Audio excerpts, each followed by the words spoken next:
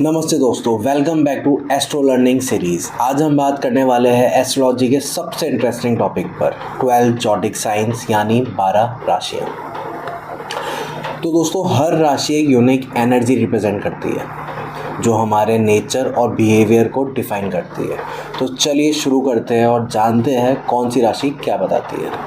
तो दोस्तों, पहले जॉडिक साइन का एक बेसिक कॉन्सेप्ट समझाता हूँ। पूरा स्काई एक 360 डिग्री सर्कल में डिवाइड है जिसे हम 12 इक्वल पार्ट्स में तोड़ते हैं। तो ये 12 पार्ट्स ही आपकी राशियाँ हैं और हर एक का 30 डिग्री है और इन डिग्री के हिसाब से उनकी एज देखी जाती है ग्रह की, जो अपन आगे देखेंगे। अभी के लिए आप सिर्फ इतना समझिए, हर राशि एक पर्टिकुलर प्लैनेट के अंदर होती है और एक एलिमेंट होता है। एलिमेंट 4 है total: fire, earth, air and water. तो हर एक राशि किसी ना किसी एलिमेंट से जुड़ी होती है।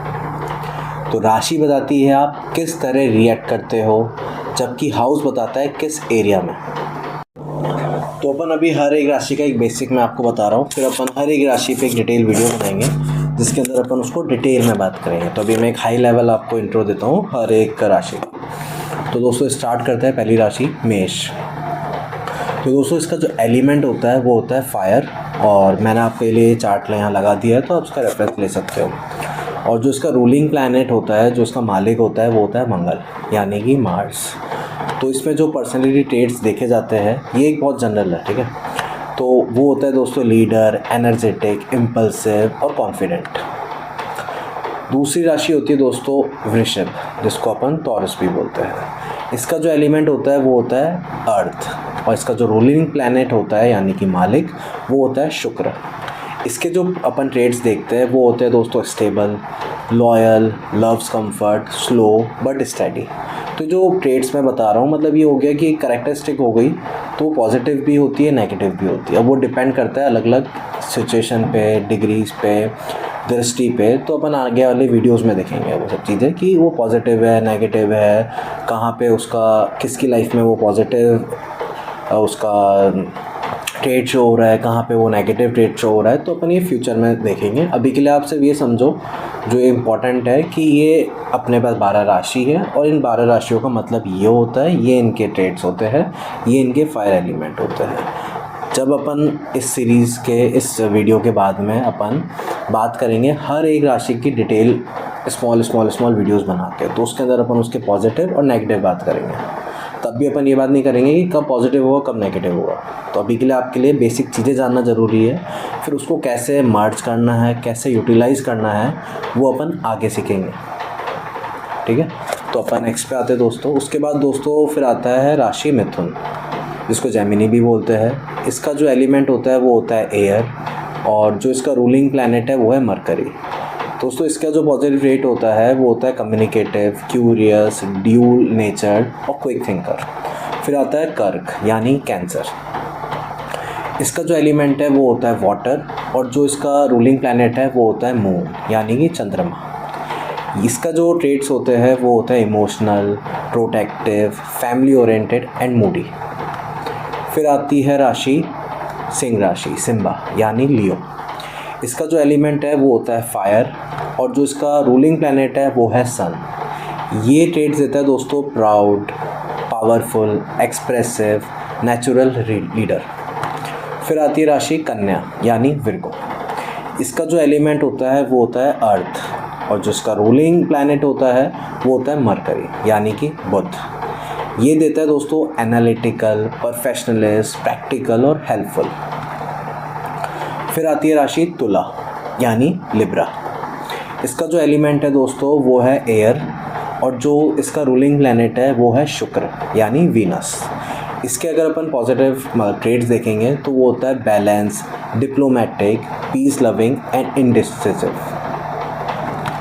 फिर आता है वृश्चिक यानी स्कॉर्पियो। इसका एलिमेंट है वाटर, और जो इसका रूलिंग प्लैनेट है वो है मार्स और केतु। मोस्टली अपन मंगल ही मानते हैं, बट कुछ बुक्स में केतु भी लिखा हुआ है, बट अपन इसको मंगल ही मानेंगे मेजरली। तो ये आपको ट्रेड देता है intense, mysterious, loyal, deep emotions. उसके बाद आता है दोस्तों धनु, सैग्रेटियस। ये इसका एलिमेंट होता है फायर, और इसका जो रूलिंग प्लैनेट होता है वो होता है जुपिटर यानी गुरु। ये देता है दोस्तों freedom lover, philosopher, honest, adventurous. फिर आती है राशि मकर यानी कैप्रिकॉर्न। इसका जो एलिमेंट है वो होता है अर्थ, और जो इसका रूलिंग प्लैनेट है वो है सैटर्न। और जो इसके अगर आप ट्रेड देखोगे तो वो हो जाता है दोस्तों hard working, discipline, serious, ambitious. फिर आती है राशि कुंभ यानी एक्वेरियस। इसका जो एलिमेंट है दोस्तों वो होता है एयर।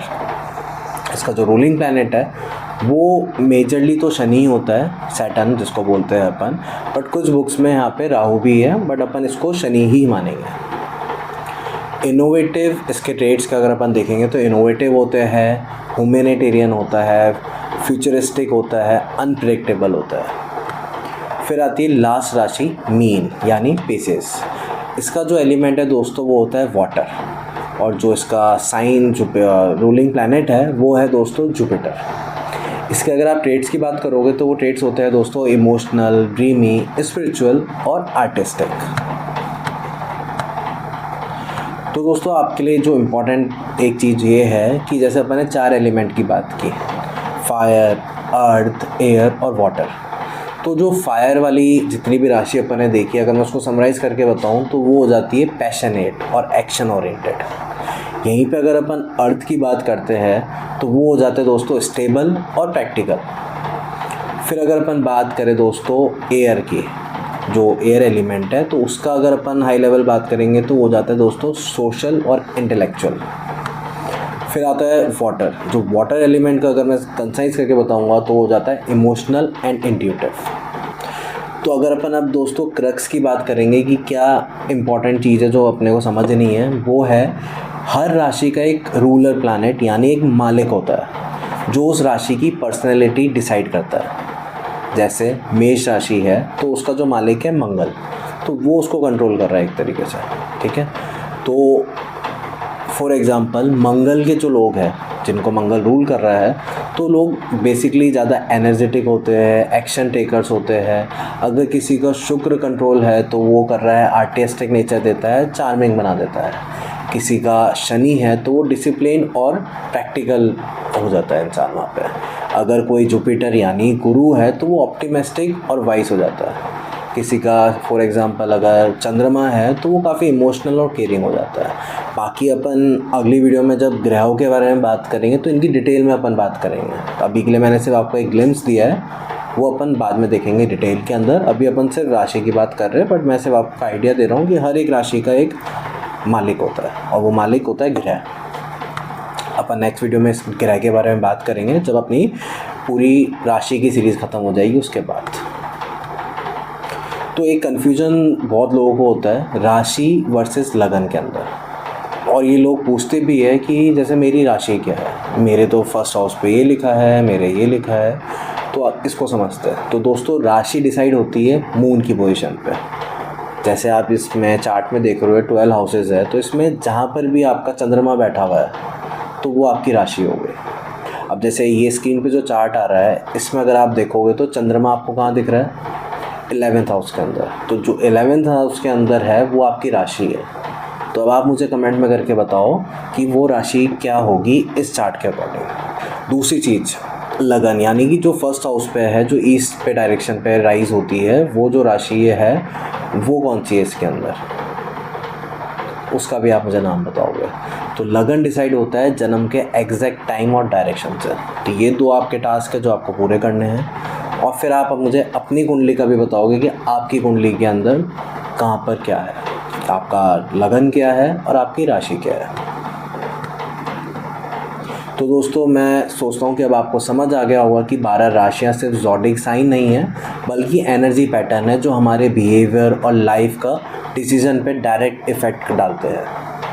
तो दोस्तों नेक्स्ट वीडियो में हम सीखेंगे 9 प्लैनेट्स और उनके रोल हमारी लाइफ में। तो दोस्तों अब नेक्स्ट वीडियो अपन हर एक राशि की डिटेल वीडियो बनाएंगे और समझेंगे कि कौन सी राशि क्या कहती है, और जब अपनी राशियों की सीरीज़ ख़त्म हो जाएगी तब अपन ग्रहों पर जाएंगे। तो जब तक के लिए धन्यवाद दोस्तों।